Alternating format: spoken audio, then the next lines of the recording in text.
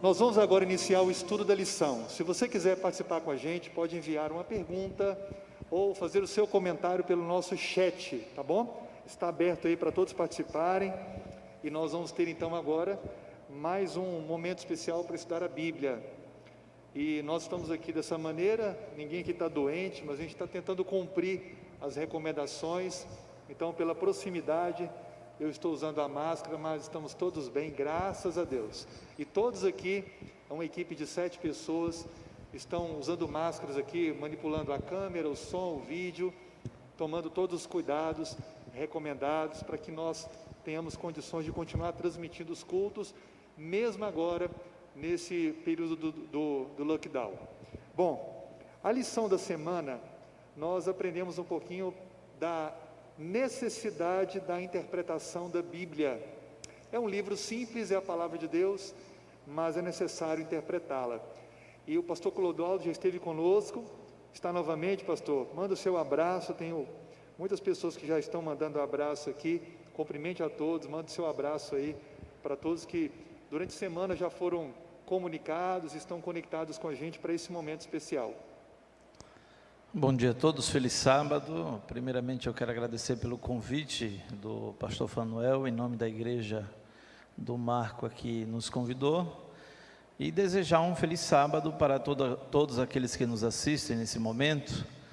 Você possa estar munido com a sua Bíblia, e aqueles que também têm a lição da Escola Sabatina, que é o nosso manual, você possa estar munido também para juntos recapitularmos o estudo da semana. Muito bem, pastor, nós vamos fazer uma oração, a gente já vai começar então. Eu queria convidar você a fechar os olhos, para a gente falar com Deus nesse momento. Senhor Deus, estamos juntos mais uma vez para estudar a Bíblia, esteja com a gente, dê-nos a compreensão da Tua Palavra e o poder para vivê-la como realidade em nosso dia a dia. Traga-nos a compreensão necessária e use mais uma vez o pastor Clodoaldo como nosso mestre em teologia, para que ele possa trazer importantes orientações que nos ajudarão na compreensão da Bíblia. Nós oramos em nome de Jesus. Amém. É importante só ressaltar as qualificações do nosso convidado de hoje, né? O pastor Clodoaldo já concluiu, pastor, o doutorado? Eu estou na fase da tese. Ok. Estou no pior momento. Já é professor de teologia há quantos anos? 6 anos. 6 anos. E a especialidade? Grego e Novo Testamento. Ok, então é alguém realmente que vai nos ajudar bastante, porque as línguas bíblicas, né, são um grande ponto de compreensão que pode surgir algumas dúvidas, não é isso, pastor? Sim, com certeza. Bom, o nosso texto inicial está no livro de Hebreus, no capítulo 11, versículo 6, e diz assim: de fato, sem fé é impossível agradar a Deus, porquanto é necessário que aquele que se aproxima de Deus creia que Ele existe e que se torna galardoador dos que o buscam. Pastor Clodoaldo, a gente encontra aqui, logo no início da lição, que é fundamental que a gente tenha fé, ok? Agora, essa fé é uma fé cega? Eu tenho que ler e aceitar tudo mesmo sem entender? Ou eu posso exercer uma fé com entendimento? Sua pergunta é muito importante, porque nós podemos estar em um dos pêndulos, né? Em uma das periferias, quando se fala a respeito desse assunto. Há alguns que acham que a razão, ela não tem valor nenhum em matéria do fortalecimento ou do crescimento da fé. Seria um elemento dispensável para a minha fé. Seria aquilo que nós chamamos de fideísmo. Por outro lado, nós temos um grupo que se encontra polarizado em outro extremo, que diz que a nossa fé ela tem que ser totalmente racional. Se ela não estiver fundamentada na razão, então ela não tem o sentido da sua existência. A grande pergunta é como nós resolvermos essa tensão, sem fugir o que a Bíblia diz e também estabelecendo parâmetros que apresente a realidade em uma boa definição, a definição concreta de como isso acontece. O próprio livro de Hebreus, ele mostra como deve ser essa fé. Nós citamos o capítulo 11, verso 6, é o verso para memorizar, mas se você for observar o verso 3, Paulo, nós adventistas cremos que Paulo foi o autor do livro de Hebreus. No capítulo 11 de Hebreus, verso 3, inicia assim: pela fé entendemos. Ou seja, o próprio apóstolo Paulo está demonstrando, evidenciando que existe o elemento racional embutido na fé cristã. E eu quero dar um exemplo lógico aqui para que os nossos amigos compreendam melhor, pastor Fanuel. Por exemplo, como a razão me ajuda no que diz respeito à ressurreição de Cristo? Olha, o uso da razão, eu vou ter que trabalhar com raciocínio lógico. E quando eu uso o raciocínio lógico voltado para a historicidade da ressurreição de Cristo, eu não tenho dúvida. Realmente ele ressuscitou. O corpo não se encontra mais. Eu tenho inúmeras testemunhas que morreram defendendo isso. Isso é o uso da razão. Agora, como ele ressuscitou? Se morto não ressuscita, cientificamente falando. Aí entra o elemento fé. Então veja, a razão, ela faz parte da fé cristã. Verso 7, Paulo, ele apresenta um outro elemento da fé. Ele diz assim: pela fé Noé, divinamente instruído a respeito de acontecimentos que ainda não se viam, e sendo temente a Deus, aqui o elemento de reverência, o elemento de confiança, o elemento de entrega. Então eu tenho um primeiro elemento, que é o elemento racional. Agora eu tenho um elemento que é mais voltado para a questão da emoção, da entrega, da confiança. E no verso 8, o terceiro elemento da fé. A Bíblia diz assim: pela fé Abraão, quando chamado, obedeceu. Esse aspecto é chamado de aspecto volitivo.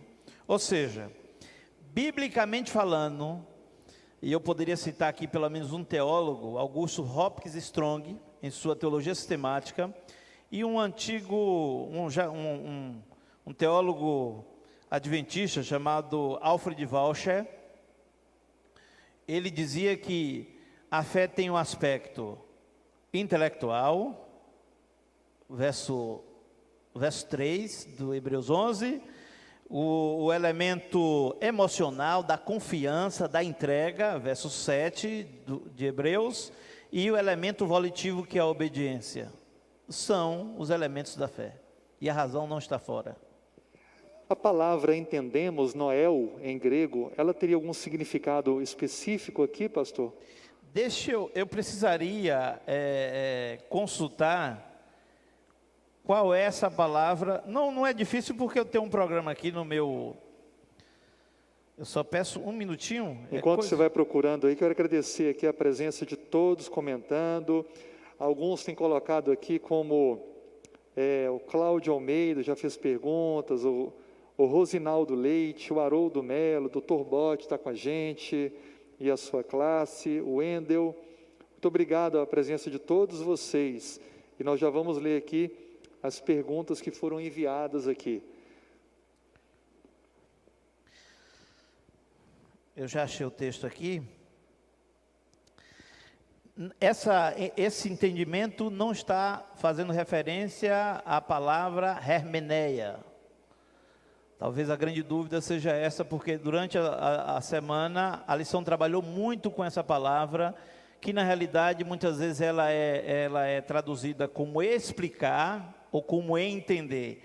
No texto grego nós não temos essa palavra nesse texto, melhor dizendo, a palavra seria compreender. Pela fé compreendemos, seria a palavra noiel. Então, no capítulo 11 de Hebreus, verso 3, onde está traduzido pela fé entendemos, a palavra entender vem do termo noiel, que significa compreender. Esse seria o termo em grego. Muito bem, pastor. Dando uma participação aqui, o Cláudio Almeida, junto com a sua classe, a Elane Vansler também, a gente agradece a presença de vocês. E a pergunta que o Cláudio faz é: por que existem tantas interpretações do mesmo texto, pastor? Às vezes a mesma passagem bíblica dá margem a se acreditar em tantas coisas diferentes. E nós que somos cristãos, nós convivemos com essas diferenças. Nós convivemos com essas diferenças nos catecismos das denominações, ou no seu escopo doutrinário, como também a própria Bíblia, né? A depender da Bíblia que você utilize, você vai ter muitas diferenças. Lógico que olhando a Bíblia como um todo, as diferenças seriam mínimas, mas tem algumas diferenças interessantes. A resposta do porquê. Todas as vezes que nós nos lançamos ao texto bíblico, quer queira ou não, nós vamos recheado de pressuposições. O maior desafio para um cristão, quando ele estuda a Bíblia, é ele se esvaziar de suas pressuposições e aceitar o texto como ele está escrito.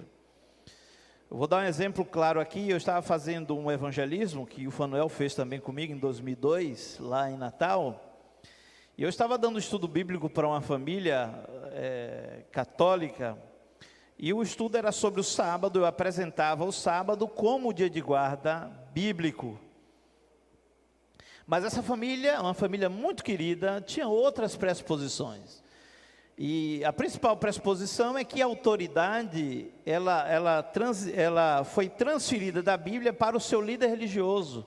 E eu lembro a resposta que a irmã na época me deu. Ela disse: não, o meu líder religioso, que no caso é um padre, né? Ele disse que é o domingo, então a guarda é o domingo. Então a pressuposição que ela possui de que a autoridade em se estabelecer a verdade está no líder religioso, ao invés de estar na Bíblia, foi o que definiu a verdade naquele momento. Na tradução bíblica existe a mesma coisa. Quando o indivíduo vai traduzir uma Bíblia, de alguma forma ele já é um cristão, ou já possui algumas pressuposições cristãs religiosas. E em uma intensidade alta ou mínima, essas pressuposições terminam influenciando na tradução. Então é impossível, pastor, a gente ir para o estudo da Bíblia com a mente vazia. Mas a gente tem que então permitir com que a palavra esteja acima das pressuposições. Seria isso? Sim, sim.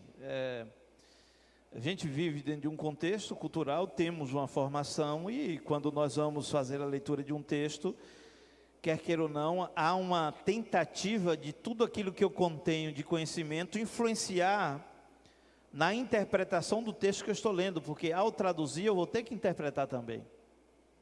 E aqui entra um assunto interessante. A lição, o tema da lição é por que necessitamos interpretar.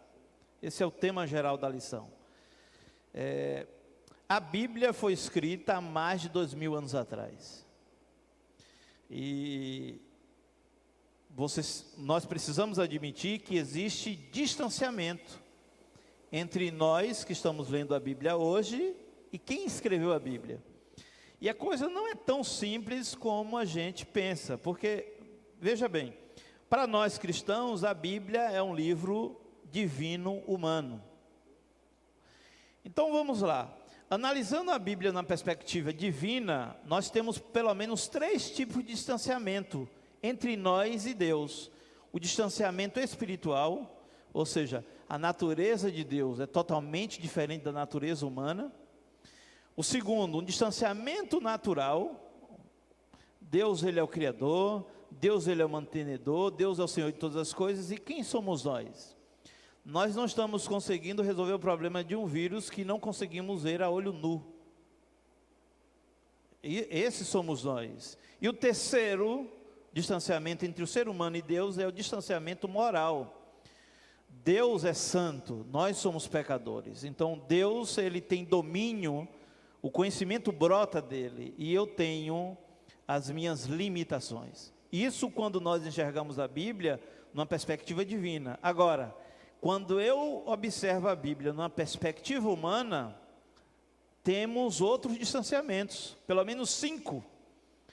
Por exemplo, distanciamento autoral. Quem escreveu essa lição foi o Dr. Frank Hazel. está vivo, ele faz parte do BRI, é o Instituto Bíblico, o Instituto de Pesquisas Bíblicas da Conferência Geral.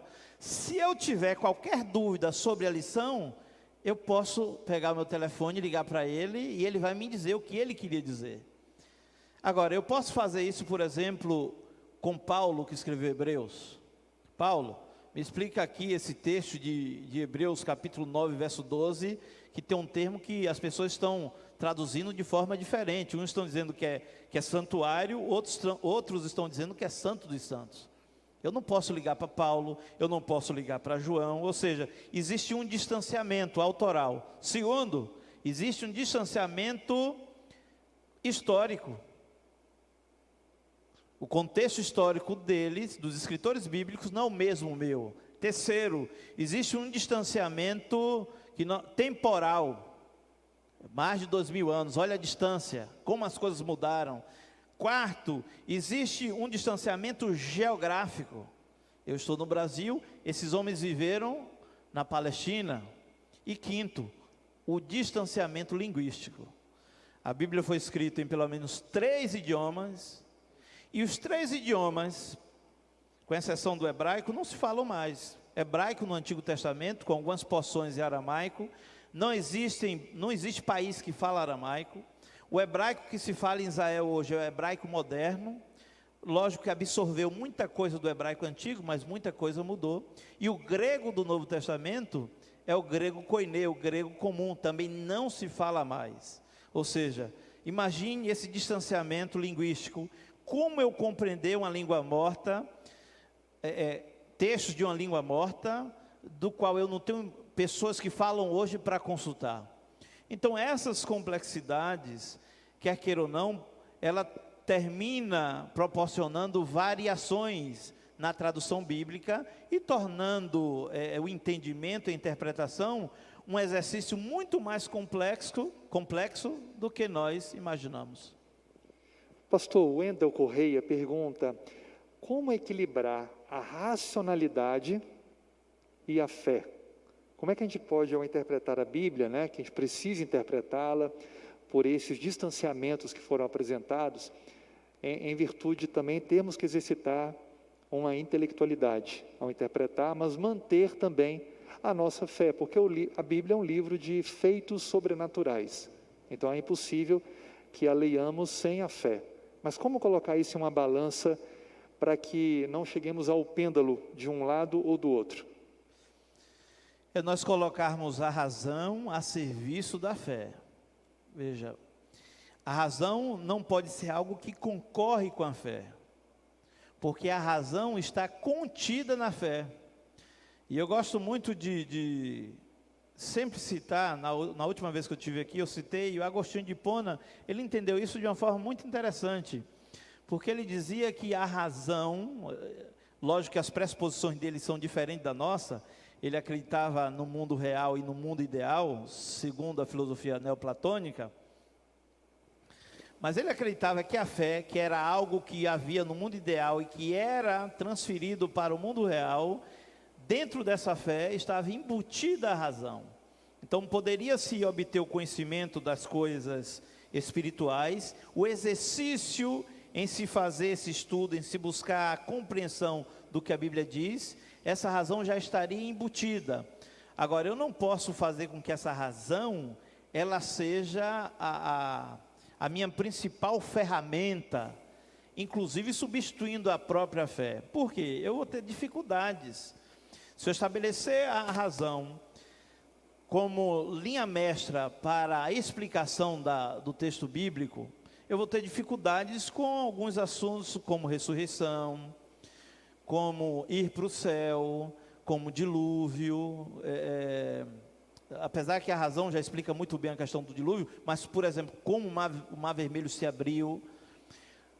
Qual é o equilíbrio? É a razão como instrumento da fé, e não o inverso, a fé como instrumento da razão. O senhor mencionou para a gente aqui, para o senhor especialista em línguas, de que toda tradução ela é uma interpretação. Pela distância da escrita, pela distância do autor e pelo contexto da época em que foi escrito. A pergunta que a gente precisa então responder é: perdeu-se, pastor, alguma coisa na tradução? Será que nesse processo de tradução e adequação, por exemplo, ao português, temos algum exemplo na Bíblia de passagens que poderiam ser melhor apresentadas? Sim, sim. Vamos citar alguma, pelo menos uma do Antigo e alguma do Novo Testamento. Por exemplo, quando abrimos em Jó, no capítulo 2,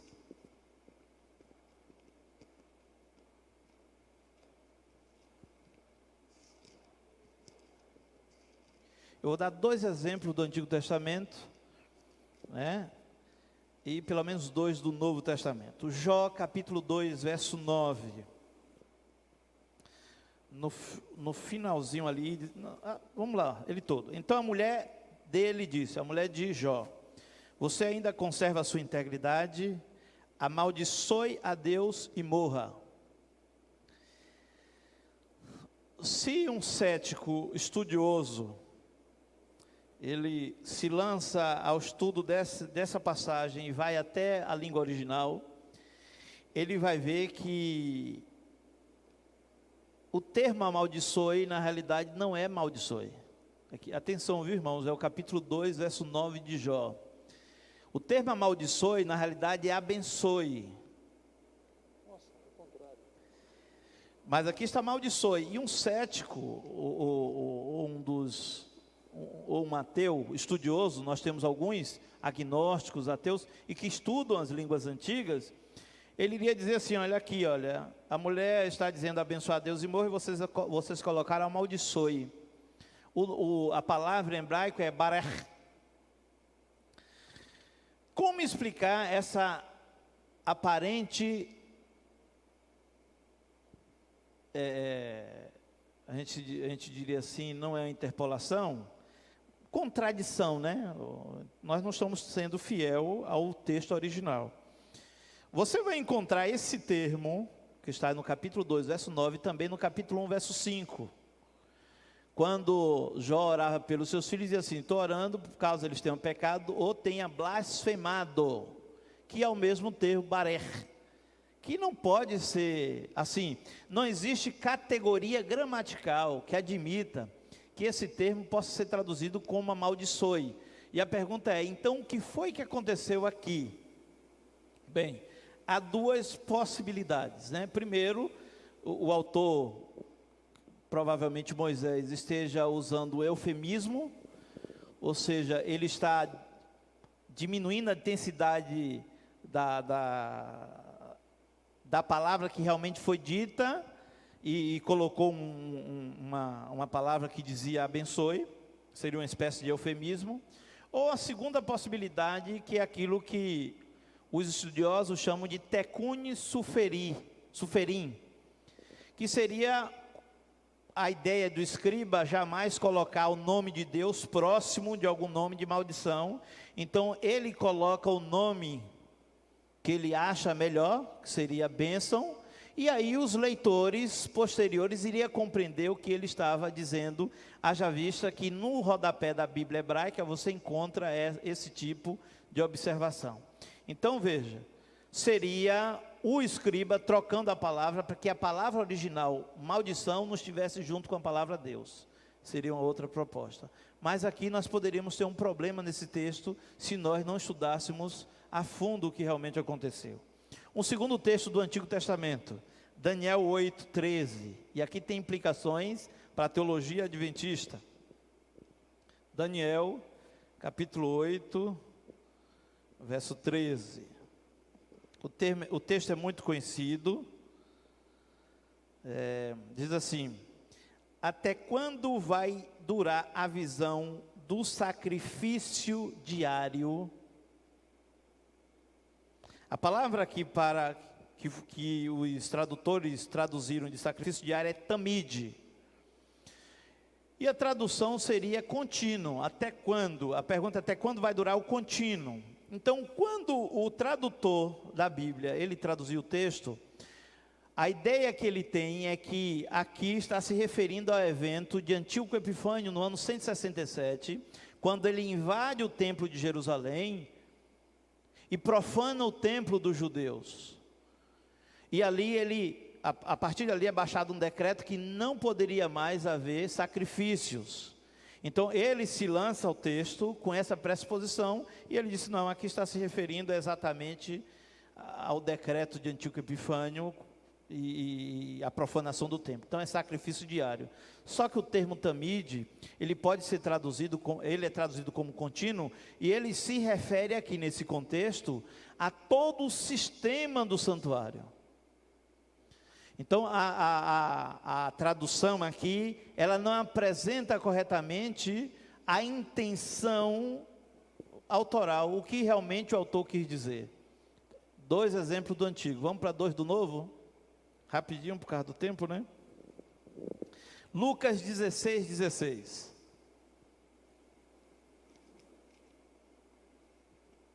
Lucas 16, 16. Se sua Bíblia é revista e atualizada, você pode até procurar aí, ARA, no início da Bíblia, os irmãos que nos assistem, ou revista e corrigida também provavelmente tem esse erro aqui, diz assim,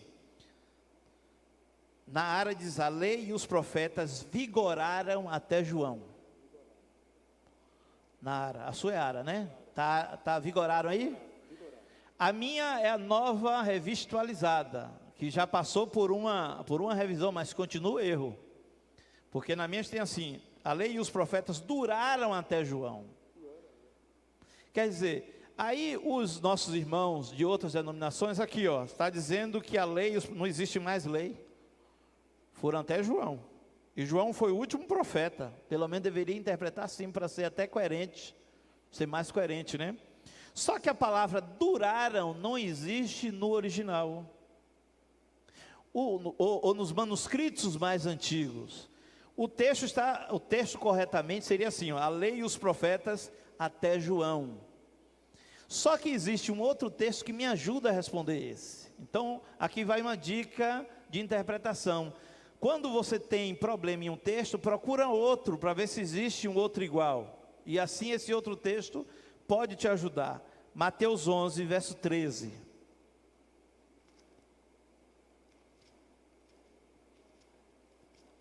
Mateus capítulo 11, verso 13. Porque se João, que escreveu, se Lucas estivesse vivo, eu ligava para ele, perguntava, mas ele não está vivo. Olha aí, o distanciamento que você tanto falou no sermão, o distanciamento linguístico. Mas a Bíblia diz 11, 13, e me ajuda a responder esse problema.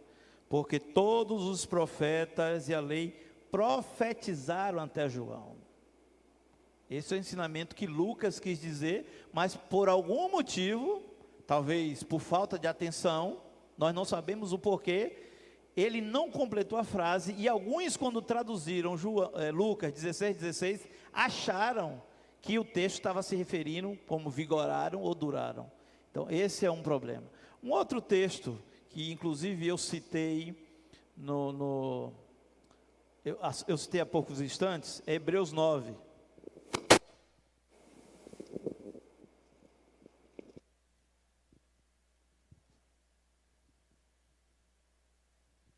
Hebreus 9, verso 12, é muita coisa, viu, pastor Fanuel?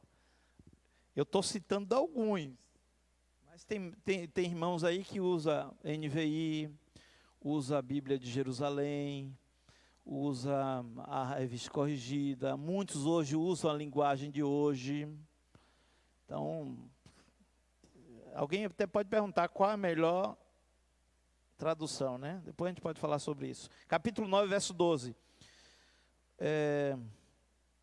Vamos a partir do verso 11 para entender melhor o texto, né? Quando, porém, Cristo veio como sumo sacerdote dos bens já realizados, mediante o maior e mais perfeito tabernáculo, não feito por mãos humanas, quer dizer, não desta criação, e não pelo sangue de bodes e de bezerros, mas pelo seu próprio sangue, ele entrou no santuário uma vez por todas e obteve uma eterna redenção. Como está na sua? Aqui aparece Santo dos Santos, pastor. Pronto. Então, você que tem a revista atualizada, o termo aí está Santo dos Santos. Qual é o problema que isso pode nos trazer?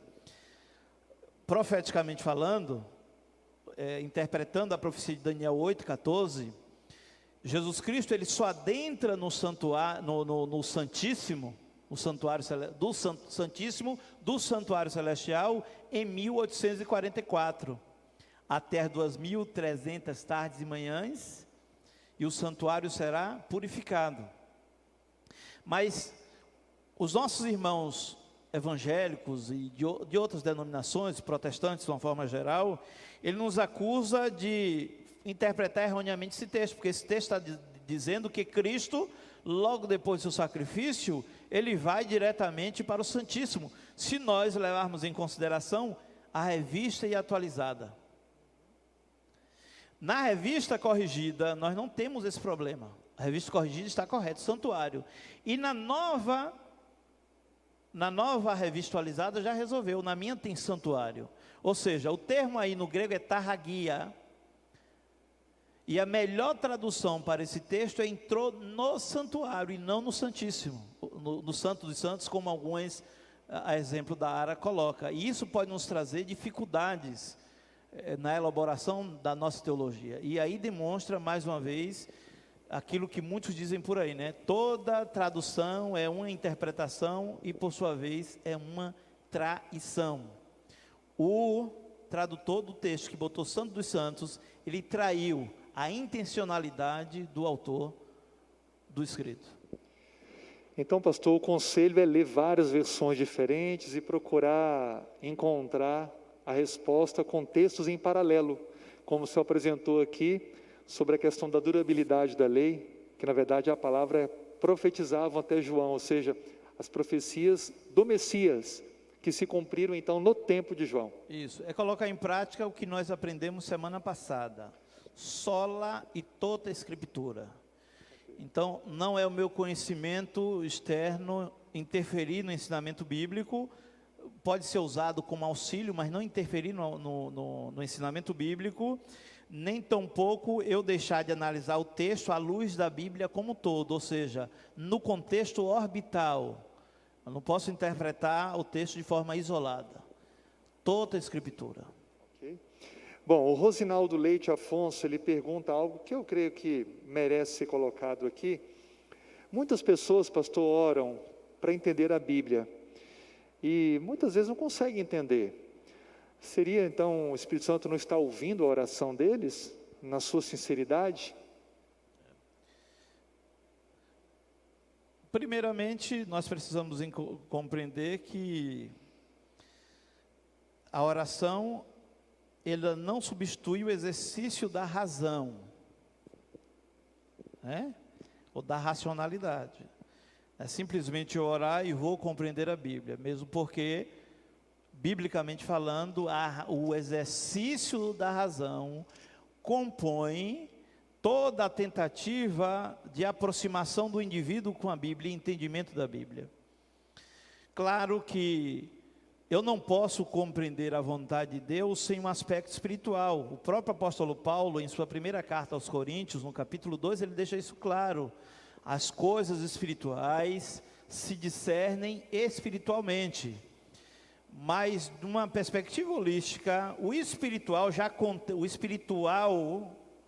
a fé espiritual, ela já contém a razão, ou seja, eu preciso usar as ferramentas que a própria Bíblia me evidencia nessa interpretação. Então não é simplesmente eu do nada, Senhor, me dê sabedoria para compreender aqui, e sem usar as ferramentas corretas, eu irei compreender.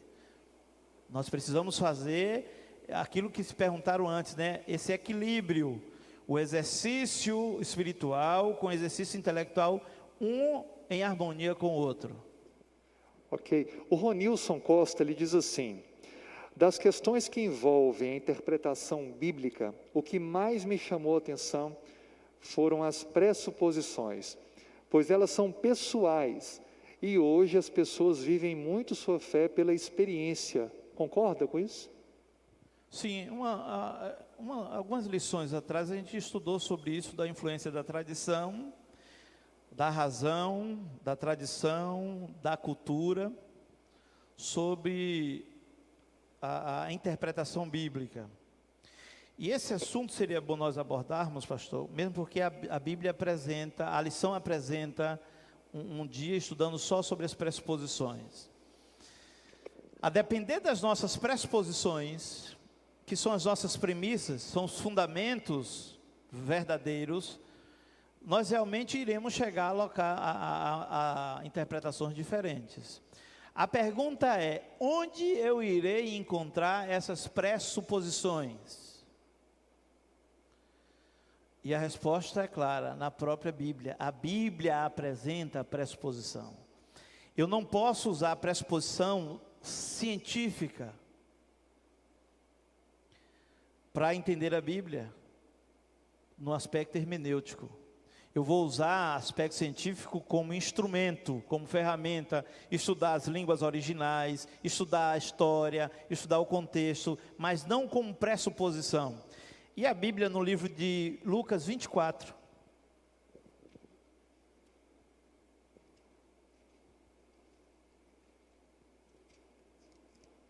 Lucas 24 apresenta as pressuposições. Quais são as principais pressuposições para alguém que quer entender a Bíblia? E são pressuposições, eu apresentei algumas do apóstolo Paulo, vamos ver o que é que Jesus faz. São pressuposições estabelecidas pelo próprio Cristo. Capítulo 24, a partir do verso 29, é uma história que a maioria dos irmãos conhecem, é quando Cristo encontra com dois homens decepcionados pela morte de Cristo, e no caminho de Emaús, Cristo trava um diálogo com esses dois homens, e ao fim desse diálogo, eles se convencem que ali é o próprio Cristo ressuscitado, né? Vamos lá então, verso 29. Então ele lhes disse, Jesus dizendo, como vocês são insensatos e demoram para crer. Primeira pressuposição hermenêutica para a interpretação bíblica, a crença. É preciso crer. Eu não posso me lançar, volto a dizer mais uma vez, ao estudo da Bíblia simplesmente com o uso da lógica humana, porque muitas verdades elas vão ficar obscurecidas, e o principal objetivo de compreender a palavra ela não vai ser cumprido, que seria então a obediência ou a aplicação do que eu aprendi. A fé é um elemento fundamental na compreensão bíblica, crer. Se eu elimino o elemento fé, a Bíblia entra em colapso, porque nós vamos erigir muitas lacunas que são basilares para a fé cristã. Eu lembro que um professor meu, ele tentou defender a racionalidade como o único meio de compreender a Bíblia. E eu fiz uma pergunta simples, que foi exatamente relacionado com fé. Eu disse, e onde fica o elemento fé então? Aí ele me respondeu o seguinte, esse ainda é o grande desafio de nós respondermos. Ele é um defensor do método de interpretação chamado criticismo histórico. O pastor Fanuel conhece, é também um estudioso da Bíblia. E eu então repliquei para ele e disse, pois é, vocês destroem o principal fundamento da existência cristã, que é a fé. Sem fé é impossível agradar a Deus. É pela fé que nós estamos com os olhos voltados para a volta de Cristo. Como a razão pode me explicar que além desta realidade que vivemos, além disso, existe vida, existe um ser, e um dia esse ser virá com os anjos? Como a razão me explica isso? Não tem explicação, irmãos. É algo metafísico. Eu falo, a razão ontológica, essa razão presente, é a razão que faz parte da existência humana. A fé, ela é supra-humana, ela é metafísica, ela está acima, ela está em uma dimensão que a nossa racionalidade ainda não consegue alcançar. E eu preciso da fé, porque se eu eliminar a fé, para que eu seja coerente, eu tenho que deixar de ser cristão. Pastor, qual a diferença entre fé e fideísmo? O fideísmo é a disposição de um indivíduo em procurar entender as Escrituras, ou viver uma religiosidade, a sua espiritualidade, simplesmente por aquilo que ele considera como fé mística ou realidade mística. Essa pergunta que você me faz está relacionado com a lição de terça-feira. Cultura. Eu acho que é terça-feira. Porque existia um teólogo chamado Helmut Richard Niebuhr. Ele escreveu um livro, inclusive esse livro está à disposição de qualquer pessoa na internet, chamado Cristo e a Cultura. E ele apresenta as 5 formas de como os cristãos sempre, ao longo da história, se relacionou com a cultura. O primeiro é o cristão contra a cultura. Seria o cristão fideísta.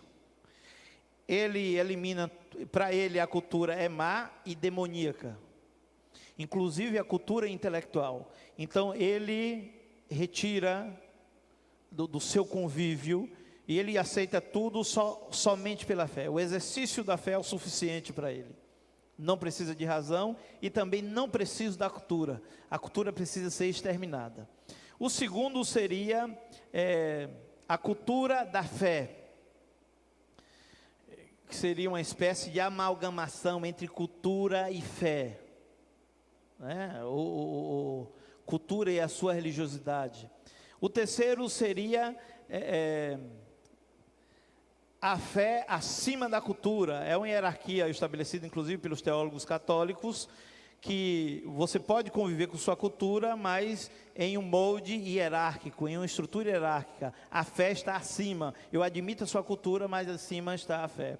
O quarto seria a cultura e a fé em paradoxo, ou seja, uma tensão constante entre os cristãos e a cultura. E o quinto seria o cristão como agente transformador da cultura, ou seja, ele admite a existência da cultura e também ele concebe a ideia de que o evangelho é transcultural e pode entrar nas culturas, e aquilo que naquela cultura refuta o ensinamento bíblico ou colide com o ensinamento bíblico, então ele vai ser um agente transformador através da vivência da verdade, da experiência do evangelho na vida dele e do ensino da palavra.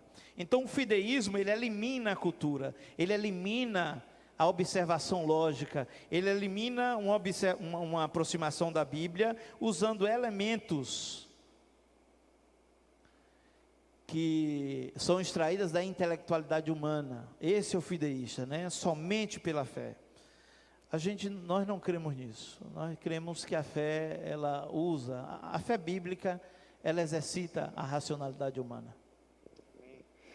A Jean Carla Mendes, ela fala assim: a autoridade religiosa, ela pressupõe a interpretação bíblica quando não se tem um entendimento do esvaziamento de si em todos os aspectos. Como explicar isso a alguém que busca o entendimento bíblico? Repita de novo a pergunta, por favor. A autoridade religiosa pressupõe a interpretação bíblica quando não se tem um entendimento do esvaziamento de si em todos os aspectos. Como é que eu posso explicar isso a alguém que busca o entendimento bíblico? Parece que ela está dando aqui um destaque para a autoridade religiosa, como uma pressuposição na interpretação. O senhor acabou de falar sobre isso, né? É importante a gente falar sobre isso. A autoridade religiosa, na realidade, ela não é autoridade para estabelecer a verdade bíblica, nem tampouco as pressuposições. Nem a igreja, por exemplo, nem a gente diz, quando a igreja estabeleceu que esse é o cânon bíblico. Não foi a igreja que estabeleceu, a própria Bíblia que estabelece através dos seus parâmetros. As pressuposições, elas não brotam de autoridade religiosa, ela não é fruto do uso exacerbado da lógica ou da abstração humana.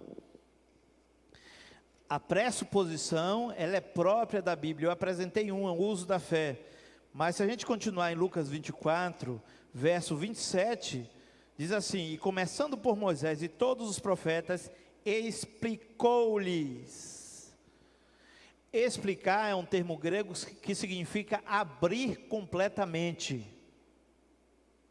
Então, explicar é você fazer o seu interlocutor compreender através de uma exposição lógica.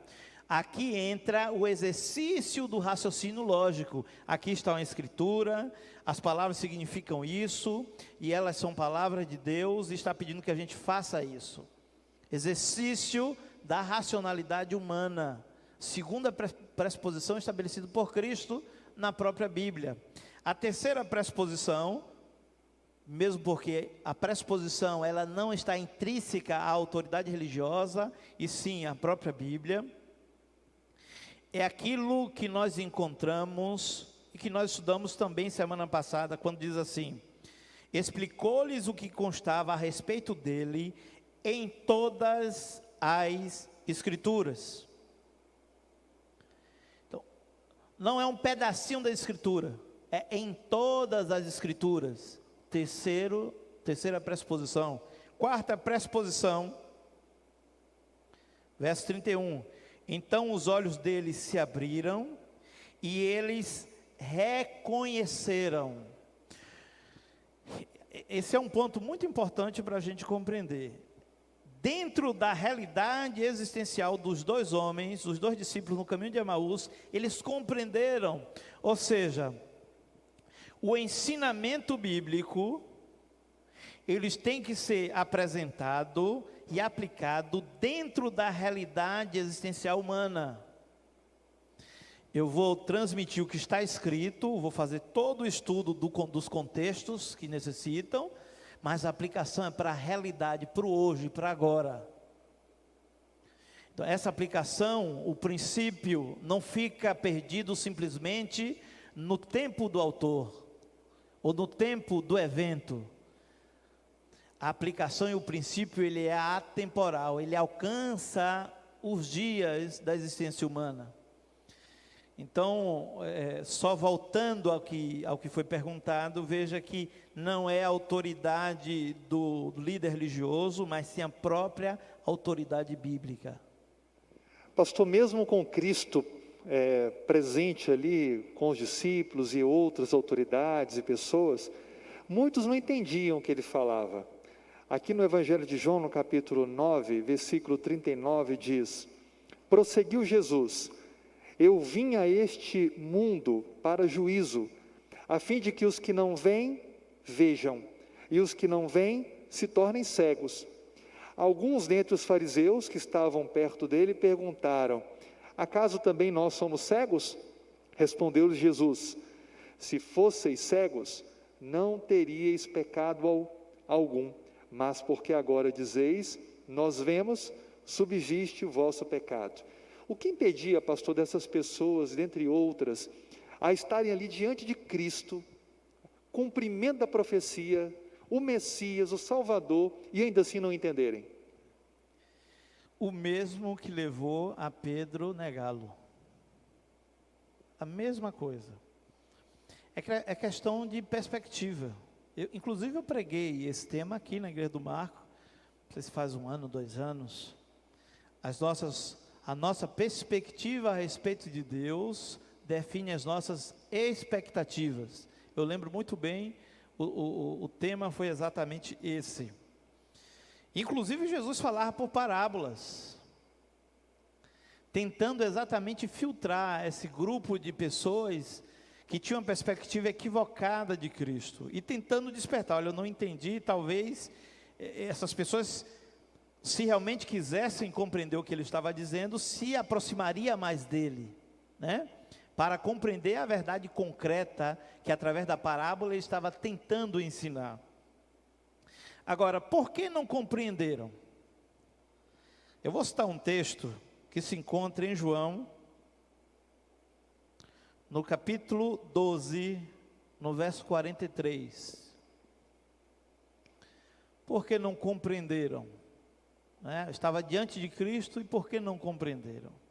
Capítulo 12 de João, verso 43. Diz assim: porque amaram mais a glória dos homens do que a glória de Deus. Com qual objetivo eu estou me aproximando da Bíblia? Quais são as minhas intenções? Qual é o meu propósito? Tem pessoas que leem a Bíblia e pelo fato de Jesus ter feito alguns milagres, elas acham que obrigatoriamente Deus precisa realizar esses milagres também nos dias atuais, né? Existem grupos religiosos que advogam essa ideia que Cristo tem que atender às demandas humanas e não humano atender às demandas de Deus. E é exatamente o que aconteceu com esses homens e principalmente com os líderes religiosos da época. Ou seja, com a classe religiosa mais importante da época, que eram os fariseus, os escribas e os saduceus. Esses homens estavam acompanhando Jesus, não no sentido de compreender o que a Bíblia realmente quer dizer, para que ele amoldasse sua vida de acordo com o que a Bíblia está dizendo. A lição, o autor cita até questões de casamento, e às vezes acontece realmente.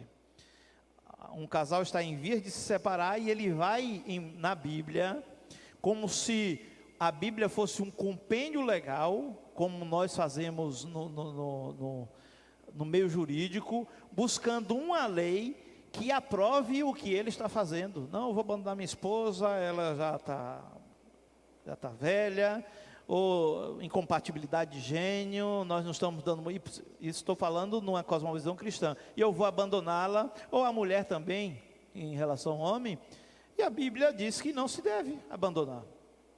Não, mas eu vou buscar na Bíblia, porque Deus ama e Deus quer que nós também amemos e sejamos felizes. Eu não estou amando, eu não estou feliz, então aqui eu encontrei um texto, eu tenho que abandoná-lo realmente. As pessoas se lançam à Bíblia tentando atender às suas conveniências pessoais e não atender o desejo de Deus para a sua vida.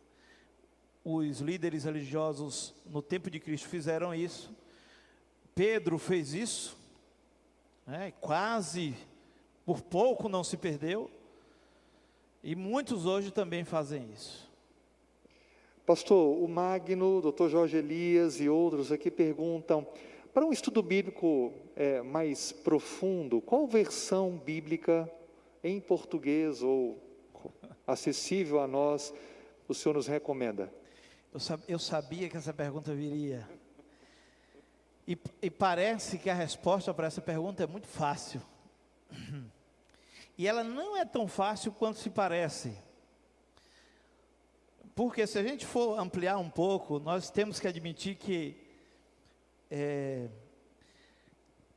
cada Bíblia, ela utilizou uma família de manuscritos diferente para chegar até essa tradução. Então, por exemplo, a Bíblia Revista Atualizada e a Nova Revista Atualizada, para o Novo Testamento, ela utilizou o texto crítico, que é nada mais do que um texto elaborado no início do século XIX, no final do século XIX, utilizando os cinco manuscritos mais antigos.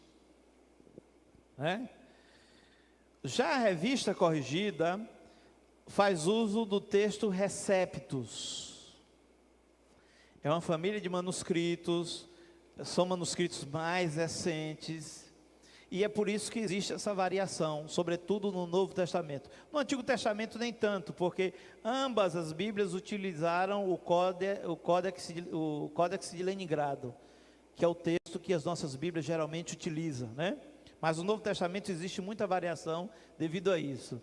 Então, a depender de qual família de manuscrito, lógico que isso não alcança os nossos membros, mas os estudiosos, eles vivem nessa tensão, não, eu represento o texto bizantino, os manuscritos do período bizantino, ou Receptus, ou o texto crítico.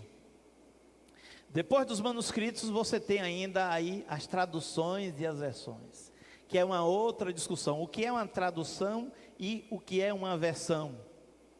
A Septuaginta é uma tradução, os judeus pegaram ali em Alexandria, já influenciados pela cultura grega, e passaram o hebraico para o grego koiné, sábios judeus, já aculturados ao grego. Então isso foi uma tradução. Quando eu pego uma Bíblia da língua portuguesa eu mesmo e traduzo ela para o espanhol, isso já se chama versão. Então, é muito complexo. Mas o que é que eu poderia sugerir aqui para vocês? Isso sem falar no tipo de tradução, porque a tradução ela pode ser dinâmica, ou mecânica, ou formal.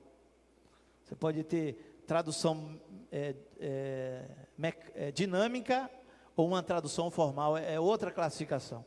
Mas você pode utilizar a revista corrigida, os problemas são mínimos, a revista atualizada. Eu prefiro, a que eu uso é a nova revista atualizada. Mas quem não aceita o texto crítico como família principal para a tradução do texto, diz, não, essa daí eu não quero. Aí vai para a revista corrigida. A NVI é uma boa tradução.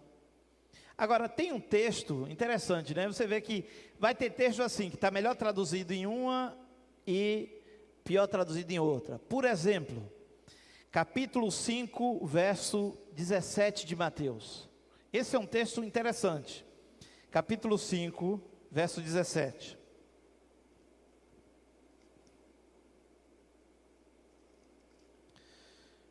Mateus 5, 17. Não penseis que vim revogar a lei ou os profetas. Não vim para revogar, vim para cumprir, né? Geralmente as nossas Bíblias estão assim, vim para cumprir. Revisualizada, corrigida, não lembro bem como está. Mas a Bíblia que melhor traduziu esse texto foi a Bíblia de Jerusalém, que é uma tradução feita por teólogos católicos da França, do Instituto Francês de língua semítica. E lá diz assim: não vim para revogar, mas vim para dar plena compreensão. Plena compreensão. Por quê? A palavra para cumprir, se não me falha a memória, é pleromai. Se não for exatamente essa palavra, é uma palavra que deriva dessa, que significa plenitude. O texto de Colossenses, chegando à plenitude. Ou seja, o termo aqui que foi traduzido como cumprir, significa pleno. Ou seja, não é que foi abolido lei e os profetas. Se abolir lei e os profetas, lei e profeta aí na Bíblia está se referindo ao Antigo Testamento. Mas da plena compreensão. Você realmente ter o sentido pleno através da pessoa de Jesus Cristo, a compreensão plena de Jesus Cristo. Veja como a compreensão muda totalmente. E as nossas Bíblias, mesmo a corrigida e a ARA, como me parece a NVI, não apresenta isso. Mas a Bíblia de Jerusalém, nesse texto, eles foram assim pontuais na tradução e interpretação do texto. Pastor, está rolando pela internet aí vários comentários de que havia uma profecia que as pessoas teriam que ficar isoladas em casa. A gente sabe que parte de um pressuposto de uma teologia diferente da que nós defendemos, mas eu creio que só para esclarecimento, porque há muitos amigos que estão conectados conosco, essa pergunta tem aparecido no chat, citam, por exemplo, Isaías capítulo 26, versículo 20, vai, pois, povo meu, entra no quarto, fecha a tua porta, esconde por um momento até que passe a ira. E tentam aplicar então que essa ira seria o Covid, que tem que ficar trancado. Há algum sentido com isso, pastor? Como é que a gente poderia ajudar esses amigos que estão querendo entender isso, porque isso tem sido replicado muito por aí? Uma interpretação dessa, veja, na realidade é uma traição ao texto bíblico. Então, se alguém usa, como realmente eu creio que usa, o texto bíblico é manipulado para se ensinar tantas coisas. Para um indivíduo desse eu perguntaria: como você me explica então Mateus 28:19 que manda eu ir? E tem que ir enfrentar, Marcos complementa, tem que enfrentar dificuldades, se tentar matar, se tentar envenenar, nós temos que ir. Então veja, ensinamentos como esses, podem ver que a pressuposição não é o que a Bíblia está dizendo, ele está permitindo que o próprio contexto dele influencie na interpretação bíblica. Isso se chama anacronismo ou reducionismo histórico. Eu não posso permitir que a minha realidade interprete a Bíblia. A Bíblia é quem tem que favorecer a minha realidade. Observe bem que esse indivíduo, quando faz um tipo de interpretação dessa, ele não respeitou alguns elementos. Por exemplo, quem escreveu? Primeira coisa que a gente tem que fazer quando vai interpretar: quem escreveu? Para quem escreveu? Quando escreveu? Né? E o que escreveu? Então, eu preciso responder essas questões. Então, quem escreveu Isaías? Para quem escreveu? Essa profecia é uma profecia para os últimos dias ou é uma profecia apocalíptica? Ou uma profecia clássica? A profecia clássica geralmente ela é condicional. Ela está mais relacionada com o povo de Israel e as nações vizinhas. Qual o objetivo para qual isso foi escrito? Por que foi escrito isso? Para que foi escrito isso? Todas as vezes que nós vamos interpretar a Bíblia, precisamos fazer essas perguntas para que possamos então saber realmente qual a mensagem que o autor bíblico queria nos transmitir. Olha, gente, infelizmente não deu para ler todas as perguntas. A gente agradece muito ao pastor Clodoaldo. Mora lá na Faamba, em Benevides, e veio uma distância longa. Muito obrigado, pastor, bondosamente. Semana que vem ele vai estar comentando a lição em espanhol. Faz um pouco aí da divulgação, quem quiser aprender, praticar o idioma, não é? Semana que vem é para a Universidade Adventista Del Plata, na Argentina. Vamos estar numa classe com os teologandos e com os professores ali daquela instituição. É a instituição, inclusive, se há alguém assistindo de lá, um abraço forte.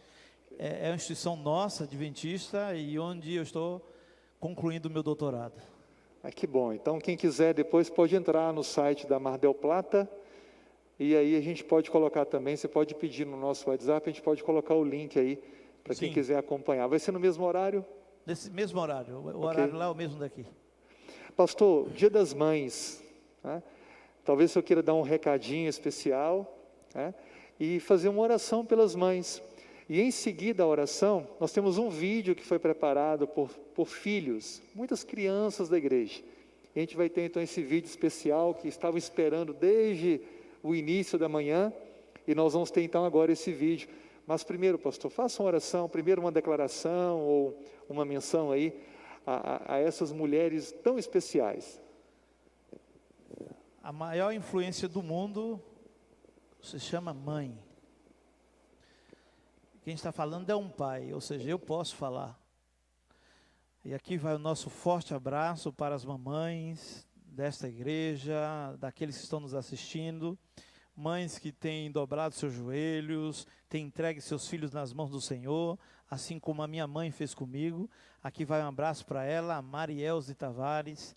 Deus abençoe a ela lá em Salvador e a proteja. Para minha esposa que é mãe também, um abraço forte. E para todas as mães da minha família, família de minha esposa e a minha família, minha parentela, que Deus conduza, proteja e abençoe vocês. E a frase para a gente encerrar: por que interpretar as Escrituras? Para compreender a mensagem especial do autor primário para as nossas vidas.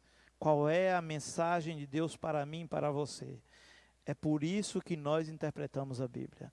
É compreender a intencionalidade do autor, sobretudo o autor primário, que é Deus. Você que está aí conosco, feche seus olhos e oremos ao Senhor. Obrigado, Pai, pelo privilégio de estarmos em Tua presença.